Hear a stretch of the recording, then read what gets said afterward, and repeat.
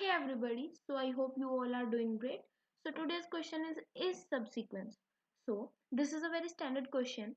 So in this we have given two strings and we have to tell if the second string is the subsequence of the first string. What does this mean? This means that all the characters of the second string should be in the first string in the same relative order. For example, we have this A B C D E and there we have A E C. So we got the A, we got the E, we got the C, but they are not in the same order. So it is not a subsequence. Whereas if we say about A C E, we got that in same order A, then C, then E. So this is a subsequence. So let's understand it. So lead code is our string.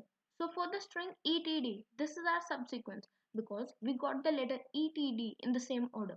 So this is our subsequence. For EOC, this is not our subsequence because we got EOC but they are not in the same order. For LCE, this is our subsequence, and for ECL, this is not our subsequence. So I hope this is clear. So what we can do is, what we basically have to do is we have to search the first character in the string and see where it lies. And when we got that, we have to search for the next character in the remaining string. So when we got that character, we will search for the next character, the L, in the remaining string.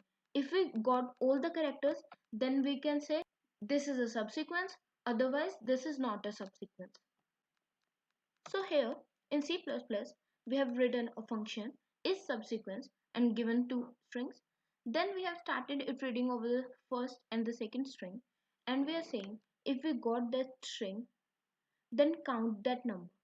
And if that counting is equal to the size of the small string, this means we got all the numbers in the same order. So we will return true, else we will return false. So in Python, we have written this. So this is the same approach.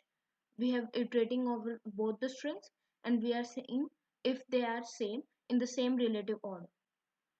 So I hope this is clear. This is also called two-pointer approach. Don't forget to implement this question because this is a very standard question and I hope this is helpful. Thank you for watching.